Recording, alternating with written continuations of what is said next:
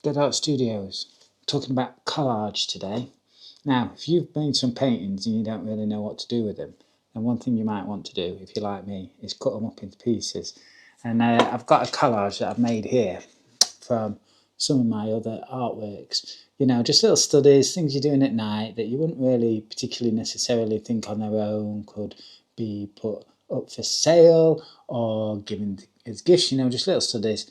And what I've done is put them all together and made this collage. I'll talk a little bit more about it in a minute, but I thought, since we're here, we might as well talk about the history of collage. Now, the history of collage. You'd think, really, that everyone everywhere has been sticking paper to things, and you'd be right, but it's sort of attributed initially in its earliest form as being sort of done in the Far East relative to here, you know, China and Japan. So obviously that kind of makes a bit of sense because that's where we think of paper having come from as well. So very, very early on, like, you know, when paper was first coming out, there was people taking it and sticking it to other things, and that is what collage basically is.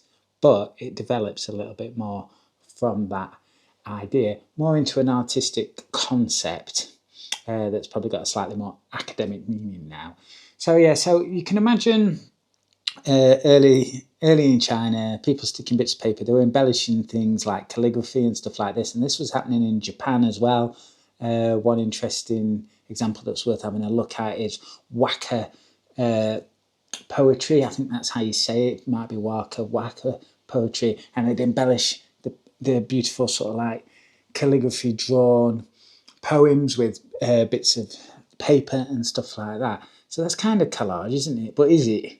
Because as we sort of move on through time, we get similar use of it in terms of like maybe applying gold leaf in Renaissance times and in medieval times and things like that. And then sort of in Victorian times, there was sort of a collection of ladies sort of sticking bits of floral designs and patterns together and things like that. But art today kind of recognises collage as always, coming from Pablo Picasso and George Braque. Now, is it George or Georges? Because it's got an S on the end.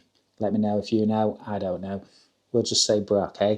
Anyway, Picasso and Braque at the sort of turn of the century did what they called papier coller. That's my best French. Probably not good. And basically, it was a two-dimensional idea where you took bits of what was often sort of political information, flyers, things from newspapers, and stick them together to make a sort of a new image. Now, the thing that you could argue where it became different was that it wasn't just sticking things together. And in some ways, therefore, you might be able to argue that this is not collage in that form because I've not used individual necessarily different bits of information to create a sort of, you know, a satirical or story that's sort of challenging an idea or something like that.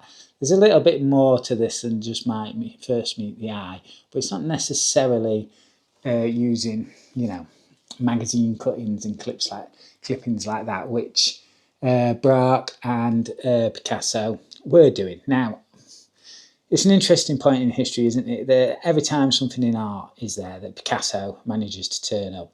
And was he just the master of getting his name into everything? He did do everything, but did he do it first? We don't really know. In the First World War, around the sort of turn of the 20th century as well, we had other people doing it associated with sort of Dadaism. So one of the names there is Hannah Hock. And she did very, very similar things. And Dadaism is sort of like an artistic movement. Back in the day, everybody had an artistic movement and they were in a little club together going around and talking about ideas. It sounds like a very different and lovely world to what we have now, although now it's got its advantages as well. So they were all sort of like talking about rejecting the concepts of art as they stood, you know, maybe academic style, painting and things like that, and coming up with something a bit more subversive and alternative. And, you know, and this is where we get like the famous toilet that was put on display that said, is it Armut, the initial? But that was by Duchamp.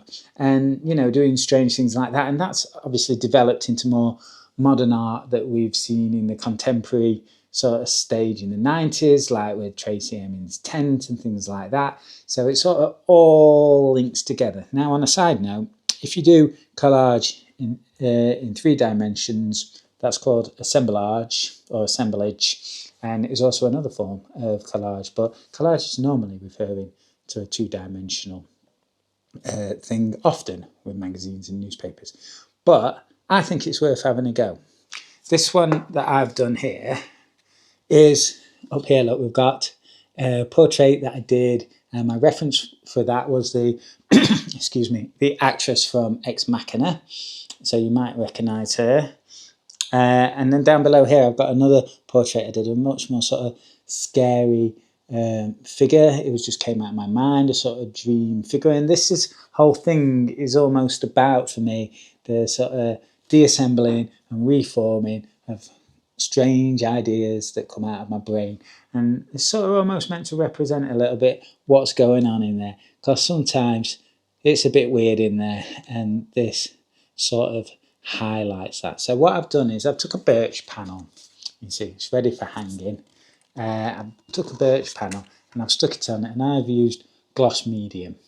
Now, you can use matte medium as well, but I use gloss medium, and it is extra sticky. I would say stickier than matte medium, and it gives a really tough and archival finish to your artwork. There's lots of different ways you could do it. I cut them up because I wanted a sort of matrix-like, sliced, layered, lattice-like affair. But you can tear, and I do have other collages that I've done where I've torn, and you get the frayed edges of the paper and different colours, and you can stain those with oil paints and things like that, and that's something else I've done.